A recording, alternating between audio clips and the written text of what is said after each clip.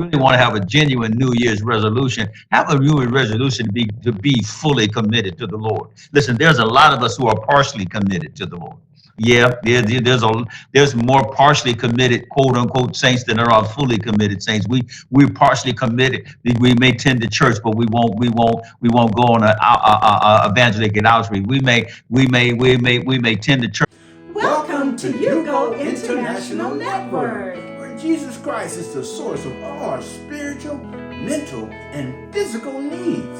Thank you for joining us. To God's endless love, every subject, every direction, it all leads back to the source connection. For hope, for faith, for God's correction. Subscribe today to the source connection.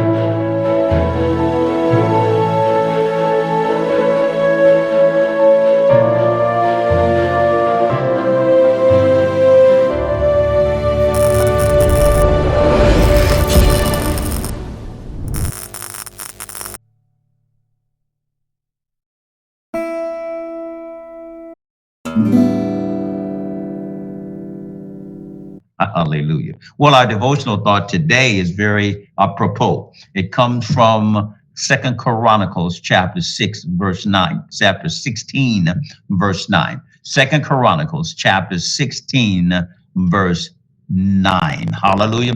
It reveals to us in the writing of the Chronicles, which is, I believe, written by Solomon. The writings of the Chronicles, written by Solomon, reveals God's posture. I think it reveals what God's outlook is and his attitude is as he's sovereign of the universe and Lord of the whole earth. That we recognize that this is what God desires and this is what God expects and this is what God wants in terms of relationship and fellowship with him. In Second Chronicles 16:9, reading from the Living Bible paraphrase, it says this. It says, the eyes of the Lord search the whole earth in order to strengthen those hearts strengthen those whose heart, let me put it that way, read it right. Strengthen those whose hearts are fully committed to him. Let me read it again. The eyes of the Lord search the whole earth in order to strengthen those hearts who are fully committed to them. Strengthen those whose hearts are fully committed to him. Are you with me today? God is looking for folks who are fully committed to him. God is looking for folks who are fully committed to do something for them. God is looking for folks who are fully committed to him so that he might strengthen their hearts, that he might give them what they need to continue to be fully committed to him. Now, I don't know about you, but that excites me. That makes me feel good. That even makes me very anticipatory as I'm anticipating what God would want to do in me and do with me, because I desire and I'm wanting and I'm working to be fully committed to him. Listen, therein is the challenge, and here is, if you want to have a New Year's resolution, which everybody's going to be having those in the next few days. But if you really want to have a genuine New Year's resolution, have a New Year's resolution to be fully committed to the Lord. Listen, there's a lot of us who are partially committed to the Lord. Yeah, there's more partially committed, quote unquote, saints than there are fully committed saints. We're partially committed. We may tend to church, but we won't go on a evangelical outreach. We may tend to church. We'll give an offering, but not a tithe. We're partially committed. We're partially committed based on our schedules, based on the conveniences or inconveniences of what the church or what the gospel or what God's word would require of me to do. There is a partial commitment there. It's not really fully, because I will not. I won't come if I'm tired. I won't come if I worked all week long and I've been out all week and I don't have any time off. I'm not going to come. I'm not going to give. I'm not going to serve. I'm not going to listen. If you do something offend me, I'm going to sit down. If you don't have the kind of people around me that I like, I'm not coming. I'm not. If I have a gift that I'm supposed to use, but it's not in it, and I don't like being around the people, I'm not going to use my gift. See, we're all partially committed. There's a whole lot of partially committed folks, but God is looking for fully committed people.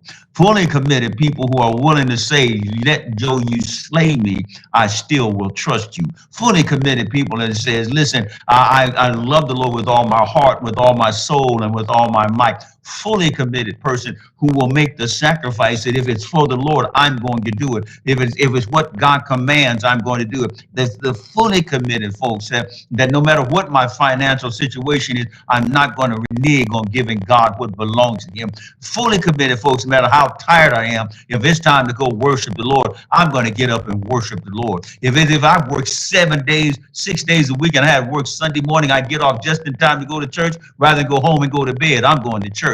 God is looking for fully committed folks, to my brothers and sisters, because that's what he says he searches the whole earth for. He ain't looking for partially committed folks. In essence, implied in the text, he overlooks those. What he's finding and looking for is fully committed people. That's why partially committed people find themselves in conflicts and situations and challenges and wonder how in the world they got there, wondering, and they'll call on God, they'll cry to God and ask God for help, but then they get frustrated because he doesn't come when they want to, because God is not really supportive of partially committed people. He's looking for fully committed folks so he could strengthen their hearts, that he can show himself mighty on their behalf. Listen, Psalm is reminding us what the gaze of God is all about. God's gaze is not looking for people who are partially committed. I think John calls them lukewarm. Remember in Revelation, John calls them lukewarm. He says either you're hot or cold.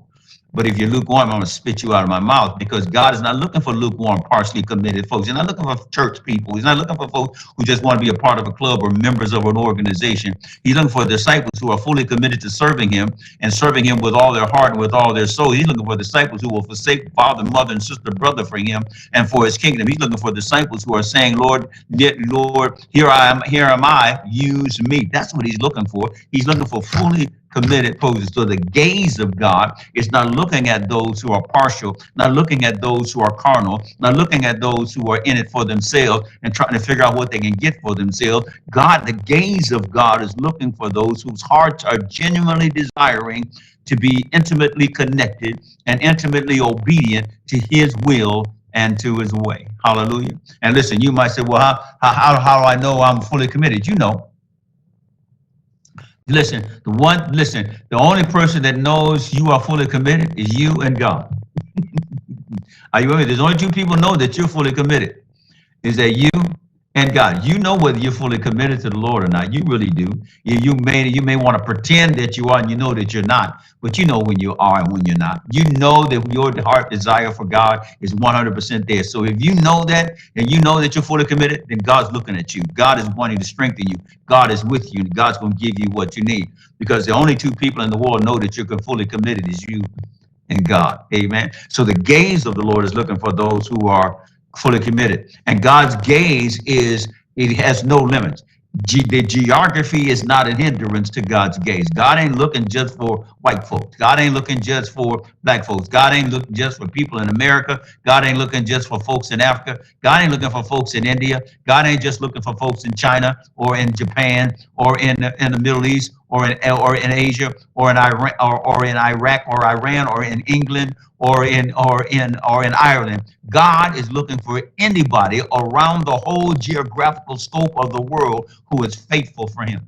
He says the gaze of the Lord searches the whole earth, not just partially, not just in one place, not in just in one not just in one country, or in one provinces, or one region, or in one nation. God is searching the whole earth, hallelujah, to find those who are fully committed to him. That's why, you and my brothers and sisters, racism is contrary to God's personality, God's posture, and God's character. Because God created all men of every race, blood, and creed out of one blood in order that we might serve him and come to recognize the uniqueness that we have in our diversity that strengthens us and helps us to become who God has ordained us to be. How much we benefit when we learn how to graciously accept one another as God created beings, and learn to worship him together and treat each other in dignity and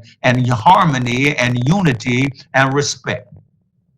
Hallelujah. Not looking down upon the other, not prejudging the other, not coming with preconceived ideas or stereotypes, but we're recognizing each of us as individually created by God, uniquely for a purpose which brings him glory and helps us to be edified and grow to become who God has ordained us to be. So listen, the gaze of God is across all geographical areas and all geographical locations. Are you with me today? He's looking for anyone and everyone whose hearts are set on being fully committed to him. Hallelujah.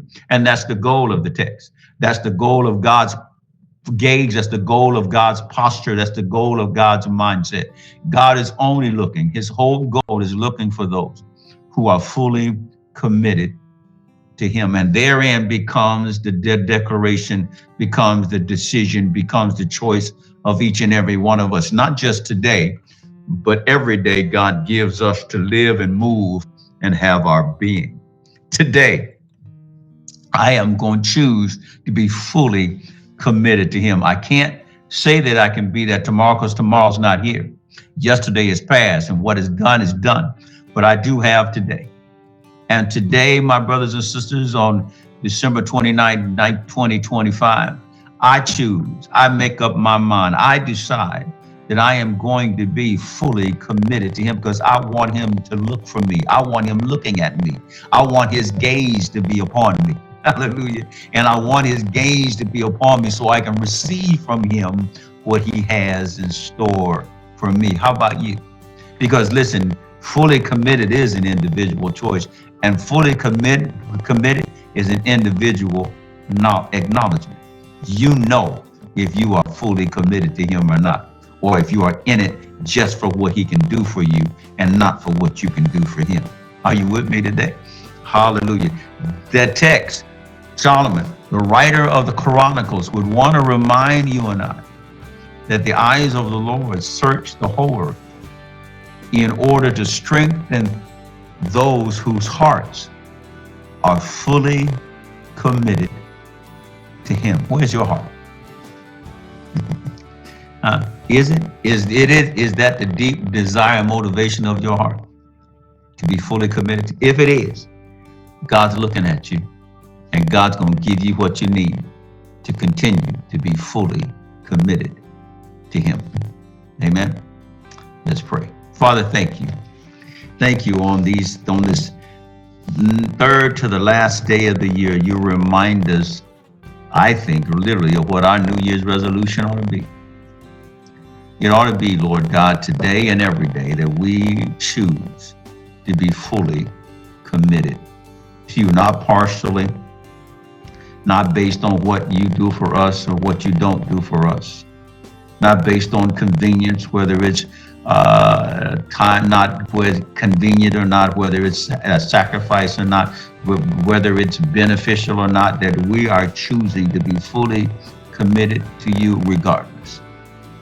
In order, Lord God, that your glory may be manifested in the earth, and that we might be the instruments of your praise and of your presence. And so, God, we just thank you. We just thank you. We just thank you for your word today. Continue to let this word be a lamp unto our feet and a light unto our path. Continue to allow this word to be hid in our hearts that we might not sin against you. Thank you, Father, for reminding us of who you are looking for. God, God, and all of us, hopefully on this Zoom this morning and on Facebook and YouTube, we all desire to be who you are looking for. We all desire that we would be the fully committed ones that you are looking for, and we make up our minds today that we are going to be fully committed to you. Thank you, Father, for your encouragement. Thank you for your admonishment. Thank you for your reminder, and thank you for your insight. Help us now to not just be hearers of this word, but doers also. Bless our day, we pray, and thank you for what you have in store. In Jesus' name. And all of God's people said what? Amen and amen and amen.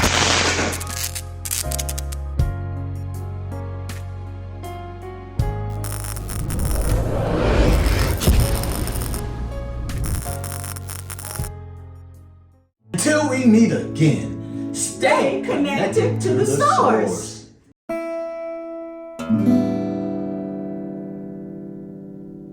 Welcome to the Source Connection, where Jesus Christ is the source of all your spiritual and physical and mental needs. Well, today I want to present to you a book. Yes, my book. Yes, I'm an author. And yes, my amazing wife is the co-author of Victorious Change. Yes, my wife Valerie helped me to write this book. My story became our story.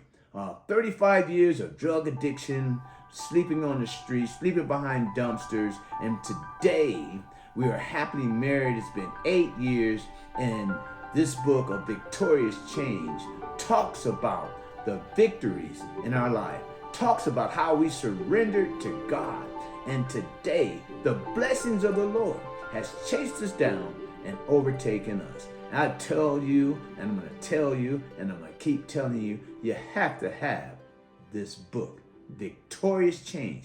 It will change your life.